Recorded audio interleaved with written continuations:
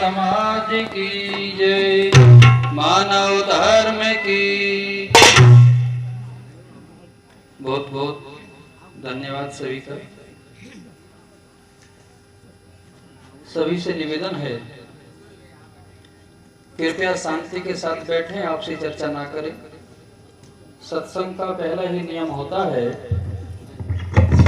कि मौन रह करके सत्संग को सुने। अगर हम शांत रह के सत्संग नहीं सुनते हैं, कहने वाले ने क्या कहा कुछ भी बात पल्ले नहीं पड़ेगी। तो प्रथम मेरा निवेदन यही है आप सभी से, आपसी चर्चा ना करें, शांति सादगी के साथ बैठें। आइए श्री गुरुदेव जी के पावन चरण कमलों में ध्यान रखते हुए सत्संग की ओर अपने मन को लेके चले। एक निवेदन और है कि बीच में जो उठ करके आप अपनी भावना समर्पित करते हो वो ठीक है, लेकिन इस काम को एक ही बार कर लें। वक्ता के बीच में कोई भी उठ करके डिस्टर्ब ना करें, ये अनुरोध है। जिनको बंदगी करनी है वो आए, गद्दी के सम्मुख बंदगी करें, हाथ जोड़ के नमन करें, यथास्थान अपने बैठ जाए।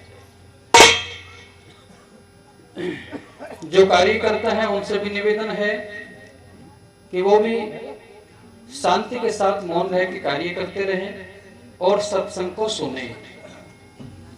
ये महान कार्य बहुत पुरुषार्थ के प्रयास से तैयार होता है, बनता है। विश्व वंदनीय महाकारुणिक करुणा के सागर सम्यक संबुद्ध तथागत भगवान बुद्ध, विश्व वंदनीय आद्य पारक सिद्धांत के जन्मदाता संत सम्राट बंदी छोड़ सदगुरु कबीर साहिब जी, विश्व वंदनीय आदि गुरु कुल गुरु संत शिरोमणि सदगुरु श्री रविदास जी महाराज, विश्व वंदनीय प्रातिस्मरणीय भारतीय संविधान के शिल्पीकार, नारी के मुक्तिदाता, विद्वान शिरोमणि, सूर्य के समान प्रकाशक, सिंबल ऑफ नॉलेज के किताब से सम्मानित विश्व रत्न, भारत रत्न, बौद्ध सत्व बाबा साहब डॉक्टर भीमराव अम्बेडकर जी, इन महापुरुषों के चरणों में कोटि कोटि बार नमन है। मंच पर विराजमान सभी पूजनीय संत गुरुजन, दूर दराज से आए हुए आदर और सम्मान के योग्य आप सभी गुरु प्रेमियों को, उपासक उपासिकाओं को, गुरु भक्तों को, गुरुमुखी जीवों को, हंस जनों को इस दास का सादर नमन है। साहिब बंदगी। इस कार्यक्रम के जो आयोजक हैं उनको भी कोटि कोटि बार साधुवाद है, धन्यवाद है इस महान कार्य के लिए। उनके अंदर जो ये शुभ विचार पैदा हुआ कि सत्संग किया जाए और सत्संग के माध्यम से संतों का दर्शन, उनके ज्ञान की बातों का लाभ हमारे साथ साथ दूसरे जीवों को भी प्राप्त हो, इसके लिए उनको बहुत बहुत शुभकामनाएं हैं, मंगल आशीर्वाद है। आने वाले कल में भी वो अपनी श्रद्धा को, अपने जीवन को संत गुरुजनों के सानिध्य में बैठ कर के सुधारने का, समझने का प्रयास करेंगे, क्योंकि दुनिया के सारे काम आसान है, सत्संग संगति कराना या सत्संग करना ये बड़ा मुश्किल होता है। और संचालक महोदय जी ने मुझे समय दिया, उनको भी साधुवाद है। बस मैं इतना चाहूंगा कि मेरा समय निर्धारित हो जाए, क्योंकि ऐसा ना हो अधिक वक्ता होते हैं तो फिर उसमें ये बात। प्रेमी सज्जनों, जैसे किसी को दान देना धर्म कार्य समझा जाता है, चाहे वो दान भोजन का हो, अन्न का हो, द्रव्य का हो, किसी भी चीज का हो। लड़की का शादी करना भी धर्म कार्य समझा जाता है। किसी रोगी की औषधि करा देना भी धर्म कार्य समझा जाता है। और जितने भी कार्य समाज सेवा के अंतर्गत आते हैं, उन सबसे श्रेष्ठ है आदमी के लिए सत्संग। संत सम्राट सदगुरु कबीर साहब कहते हैं, साहब की मौलिक रचना सदग्रंथ बीजक है, और जो भी सज्जन सदगुरु कबीर के अनुयायी हैं या कबीर में आस्था रखते हैं, उनसे मेरा एक निवेदन ये रहता है कि हमें हमारे परिवारों में सदग्रंथ बीजक होना चाहिए। घर में कोई वस्तु, कोई चीज रखी रहेगी तो उसका आपको लाभ मिलेगा। इसलिए महापुरुषों की रचनाएं, चाहे तथागत बुद्ध का साहित्य हो, बाबा साहब का लिटरेचर हो, गुरु रविदास जी की वाणी हो, कबीर साहब का बीजक हो, हम उनका अध्ययन करें और परिवार में प्रेरित करें। जो पढ़ा लिखा समुदाय है, जिन परिवारों में पढ़े लिखे नर नारी हैं, कि वो समय निकाल के महापुरुषों का जो साहित्य है उनके विचारों को अवश्य पढ़ें। सदगुरु कबीर साहब पर लिखने वाले बहुत हुए हैं, आज भी हैं। तो इस खजाने को हम संजो कर रखें। सत्संग हमें रोज रोज प्राप्त नहीं हो सकता, लेकिन अगर आपके पास में किसी महापुरुष का लिखा हुआ कोई ग्रंथ है, आप उसका रोज अध्ययन करके उसमें से हीरा मोती अनमोल चीजें ले सकते हैं। तो साहेब सदग्रंथ बीजक में कहते हैं, सकलो दुर्मति दूर करो, अच्छा जन्म बनाओ, काग गौन गति छाड़ के हंस गौन चले आओ। इस साखी के माध्यम से सदगुरु कबीर साहब जी ये संदेश हर नर नारी को देना चाहते हैं, क्योंकि आज आपको ये मनुष्य जीवन मिला है और ये मनुष्य जीवन इतना क्षणभंगुर है कि जितना समय पलक झपकने में लगता है, उतना ही समय इस ढोला के फूटने में लगता है। कच्ची मिट्टी के घड़े में पानी आप भरें तो वो ज्यादा समय नहीं ठहरता। पानी का बबूला आप लोगों ने देखा होगा बरसात के दिनों में, या जब धारा से पानी कहीं गिरता है तो आप देखिएगा उसका कि बुलबुला बनेगा और फूट जाता है। तो सदगुरु कबीर साहब ने इस बात को भी साथ साथ समझाया कि ये मनुष्य जीवन मिला है, क्षणभंगुर है, इसका हम सदुपयोग करें, जीवन का महत्व समझें। तथागत बुद्ध की एक ही बात इस बात को प्रेरित करती है कि अपना दीपक स्वयं बने। इस बात के माध्यम से तथागत बुद्ध ये कहना चाहते हैं कि मानव,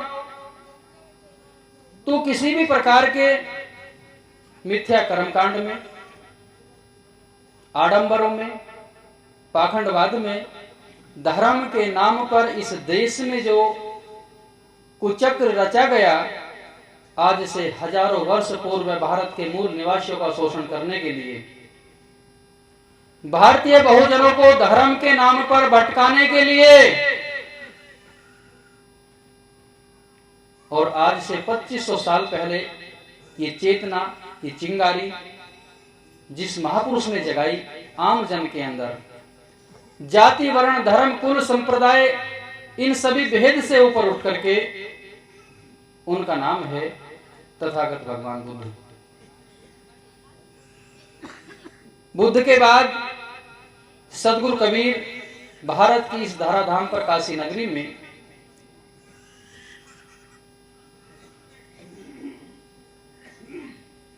नीमा माता के गर्भ से पैदा होते हैं, पिता नीरू के द्वारा।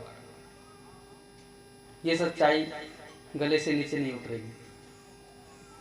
और जो संदेश हजारों वर्ष पूर्व जन समाज को भगवान बुद्ध दे के गए हैं, आप बीजक का अध्ययन करें यथार्थ मानवतावादी संदेश सदगुरु कबीर ने इस जनमानस को दिया।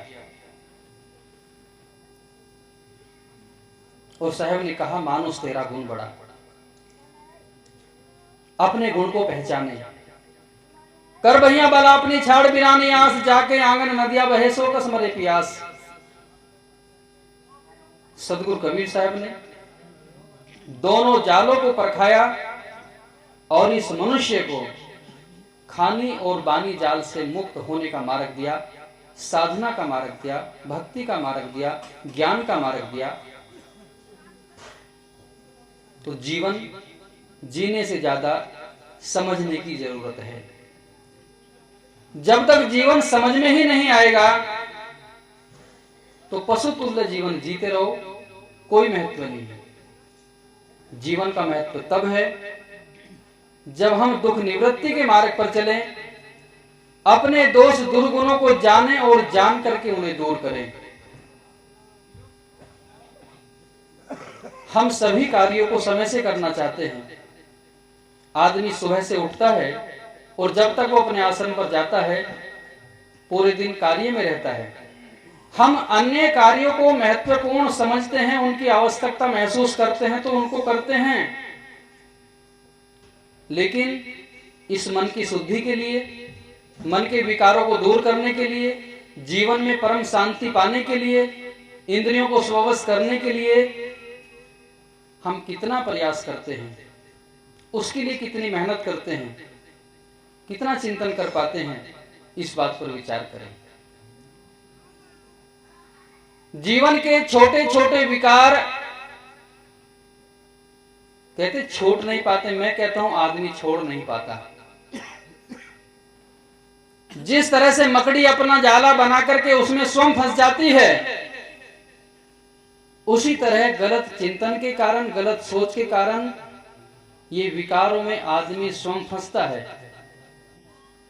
जब हम इस संसार में आते हैं माता पिता के द्वारा, तो उस समय ना आदमी चोरी करना जानता है, ना झूठ बोलना जानता है, ना व्यभिचार करना जानता है, ना जीव हिंसा करना जानता है, ना छल कपट जानता है, ना ही वो ज्ञान की बातें जानता है।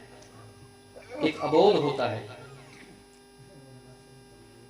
जैसे जैसे संस्कार, जैसे जैसे विचार, जैसा जैसा परिवेश बच्चे को मिलता जाता है, वैसी वैसी आदतें उसमें पुष्ट होती जाती हैं। इसीलिए किसी ने कहा है कि बच्चे की पहली पाठशाला उसका परिवार होता है। अगर इस सत्संग के माध्यम से हमारी आने वाली या वर्तमान की पीढ़ी विकारों से, व्यसनों से, दुर्गुणों से, बुराइयों से नहीं बच पाई या हम उनको नहीं बचा पाए, इस सत्संग का क्या महत्व है, इन बातों को अगर ना हम समझे या ना हमें किसी ने समझाया, तो समझ लीजिए मनुष्य और पशु में कोई विशेष अंतर नहीं। अगर माता पिता अपने बच्चों को सुधारना चाहते हैं तो माता पिता एक बात का ध्यान दें कि पहले वो अपनी बुराइयों को समाप्त करें। हर माता पिता चाहते हैं कि तेरी संतान, तेरी संतति, तेरी औलाद तेरे से आगे बढ़े, ऊंचे पदों पर जाए, लेकिन कैसे? आज के समय में माता पिता के पास समय नहीं है बच्चों को देने के लिए। कैसे समाज आगे बढ़ेगा? कैसे उन्नति होगी? कैसे इस दौड़ में हम अव्वल आएंगे? अगर आप अपनी गाड़ी को दूसरी गाड़ी से आगे बढ़ाना चाहते हैं तो आपको अपनी गाड़ी की स्पीड बढ़ानी पड़ेगी, नहीं तो सामने वाले की गाड़ी से पीछे रहो। इसी तरह से आप अगर अपने जीवन में उन्नति करना चाहते हो तो अपनी रफ्तार को बढ़ाइए, अपने अंदर क्वालिटी पैदा करिए, सद्गुणों को ग्रहण करिए। शील, संतोष, दया, क्षमा, सत्य, धैर्य, विचार, विवेक, वैराग्य, गुरु, भक्ति, साधना पद के ये 8 महासद्गुण जिस घट में होंगे वह व्यक्ति जीवन में सब कुछ प्राप्त कर सकता है, भौतिक उन्नति भी और आध्यात्मिक उन्नति भी। तो सभी माता पिताओं से मेरा ये कहना है कि जिन अच्छाइयों को आप अपने संतान में देखना चाहते हो, एक गुरु जिन अच्छाइयों को अपने शिष्य में देखना चाहता है, वे उसमें होनी चाहिए। अभी हम इस आश्रम पर तो पहली बार आए हैं, बाकी इस गांव में मैं कई बार आ चुका हूं। इस गांव के जो लोग हैं वास्तव में वो बहुत सौभाग्यशाली हैं। जिस बस्ती में किसी संत का आश्रम और वो भी सतगुरु कबीर साहब के नाम का, तो वहां के लोगों की श्रद्धा कैसी होगी इस बात को देखते ही बनता है। मेरे 28 साल के साधु मार्ग में जितना स्नेह, जितना प्रेम संतों के प्रति मैंने इस यहाँ की संगत में देखा, इतना प्रेम, इतनी सहानुभूति, इतनी जिज्ञासा बहुत कम देखने को मिलती है। तो मैं ये भी चाहूंगा कि हमारे महापुरुषों ने जो ये सत्संग रूपी वृक्ष लगाया है, अपने मेहनत परिश्रम की कमाई के द्वारा इस कबीर आश्रम का निर्माण किया है। ये सत्संग रूपी वृक्ष हमारा सूख न जाए, इसकी जड़ में हम साधना और सेवा का जल सींचते रहें। बंधुओं, जीवन को जीवन बनाने में बहुत मेहनत करनी पड़ती है। आप भौतिक उन्नति की तरफ देख लीजिए। एक बच्चे को MBBS कराने के लिए उस पिता से पूछो जो लाखों रुपए अपने संतान के पीछे लगाता है, कैसे पैदा करता है। एक गुरु को अपने जैसा शिष्य बनाने के लिए अपने जीवन को साधना के ढांचे में ढाल करके, और वह अमृत जो साधना के द्वारा गुरु प्राप्त करता है, उसे शिष्य के घट में कैसे उतारता है, वो एक गुरु से पूछो। तो समझे जीवन को, शुरुआत करें, साधना के पथ में पहला कदम बढ़ाएं, और वो पहला कदम सजगता, सावधानी। जिस दिन हम सावधान हो जाएंगे अपने जीवन में, अपने मन और इंद्रियों के प्रति, उसी दिन समझ लीजिए कि जीवन की स्टार्टिंग है। तो मैं कह रहा था, साहब ने कहा सकलो दुर्मति दूर करो ऐ मानव, अपने जीवन की समस्त बुराइयों को दूर कर। ये काम हमें स्वयं को ही करना होगा, दूसरा नहीं करेगा। जीवन को अच्छा बनाएं। किसी कारण से अगर 10 लीटर दूध में 2 बूंद नींबू की गिर जाए, तो मुझे बताए दूध बचेगा क्या, फटेगा? साहब ने तो कहा कि 9 मन दूध बटोर के टिपके किया विनाश। इसी तरह जो बुराई होती है, जो दोष दुर्गुण व्यसन, वो हमारे जीवन के अमृत दूध के समान जीवन को फाड़ करके नष्ट कर देता है, बर्बाद कर देता है। 24 घंटे में आप 23 घंटे व्यवहार के, परिवार के, समाज के कार्य करें, लेकिन कम से कम 1 घंटा आप चिंतन के लिए, साधना के लिए एकांत में बैठे।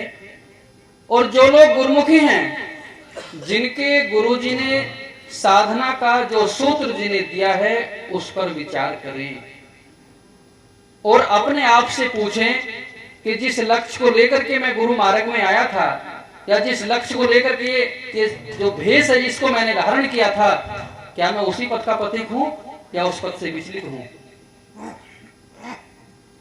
स्वयं का आईना स्वयं तैयार करना होगा। सकलो दुर्मति दूर करो, अच्छा जन्म बनाओ। छोटे छोटे विकार आदमी के जीवन को बर्बाद कर देते हैं। घड़ा कितना ही बड़ा हो, बस उसमें एक ही छिद्र कर दीजिए आप, उसे भरते रहो, खाली होता रहेगा। विकार चाहे बीड़ी पीने का हो, चाहे झूठ बोलने का हो, चाहे छल कपट का हो, चाहे ईर्ष्या का हो, चाहे वैमनस्यता का हो, सारे विकार जीवन को बर्बाद करने वाले हैं। चिंतन करें। जीवन दोबारा मिले या ना मिले, इस बात की तो कोई गारंटी नहीं। लेकिन हमारे जीवन का जो पल, जो घड़ी, जो दिवस बीत रहा है वो दोबारा नहीं आएगा। 26 दिसंबर सन 2023 आपके जीवन में दोबारा आएगी? नहीं आएगी। अगर 26 दिसंबर आएगा तो सन 23 नहीं होगा, 24 होगा, 25 होगा, आगे होगा। इसलिए वर्तमान में जीवन जीना सीखें।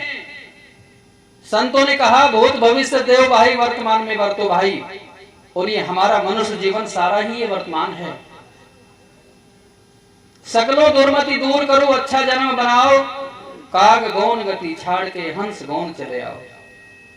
सदगुरु कबीर जैसे विचारक, जिनका महान व्यक्तित्व हो, स्पष्ट सत्यवादी हो, सत्य वक्ता हो, बिना लाग लपेट सही बात कहने वाले, कोटि कोटि नमन है ऐसे महापुरुष को। अच्छा जीवन कैसे होगा? अच्छे वस्त्र पहनने से, महंगा मोबाइल होने से, गाड़ी होने से, बंगला होने से, पदाधिकारी होने से ये हमारी भौतिक उन्नति हो सकती है। लेकिन अच्छा जीवन बनाने के लिए शीलों का पालन अनिवार्य है। सदाचार को जीवन में उतारना होगा। सद्गुणों को ग्रहण करने से ही जीवन अच्छा होगा। आप चाहे DM, PM, CM, collector, master, doctor, engineer, barrister, doctor कुछ भी हो, वो आपका पद हो सकता है, आप उस पद से अलग हो। आप मानव हैं और मानवता की गरिमा को बनाए रखने के लिए हमें अपनी चेतना को जगाना होगा, अपने विवेक को जगाना होगा, अपनी पावन प्रज्ञा को जगाना होगा। और वो साधन जहां से ये सारी संपत्ति आपको प्राप्त हो, वो साधन है सत्संग। इसीलिए कहा है कि इस संसार में सत्संग से बड़ा कोई तीर्थ नहीं। इस भूल में मत रहना कि पूर्णिमा के दिन गंगा में स्नान करने से तुम्हारे पाप कर्म दूर हो जाएंगे। और इस भूल में भी मत रहना कि माला का जाप करने से तुम्हारे पाप कर्म नष्ट हो जाएंगे। और ना ही इस भूल में रहना कि किसी मूर्ति के सामने आपने अगरबत्ती, मोमबत्ती लगा दिया, थोड़े से फूल चढ़ा दिए, 10-20 रुपए चढ़ा दिए तो तुम्हारे पाप कर्म कट जाएंगे। साहब ने वो बात कही है जो आज भी सत्य है और आने वाले कल में भी सत्य होगी। जीवन आपका है, संत आज हैं आपके बीच में, कल नहीं होंगे। इसलिए जीवन के एक एक पल को शांति सादगी के साथ, प्रेम के साथ जीना सीखिए। सकलो दुर्मति दूर करो ऐ मानव, ऐ इंसान, अपने जीवन की समस्त बुराइयों को दूर कर, सद्गुणों को धारण कर, इस जीवन को श्रेष्ठ बना, क्योंकि ये मौका तुझे आज मिला है, बार बार नहीं मिलेगा। काग गौन गति छाड़ के, साहब ने कहा कि कौवे की चाल, कौवे का आहार, उसका वर्ण, आप लोग जानते हैं कि काग का आहार क्या होता है? विष्ठा खाता है। कौवे की चाल कभी सीधी नहीं होती, हमेशा तिरछी होती है। और कौवे का वर्ण आप लोग जानते हैं। इसी प्रकार से जो लोग अधर्म के रास्ते पर चलते हैं, उनका आहार भी अशुद्ध होगा, उनका व्यवहार भी अशुद्ध होगा, उनका आचरण भी अशुद्ध होगा।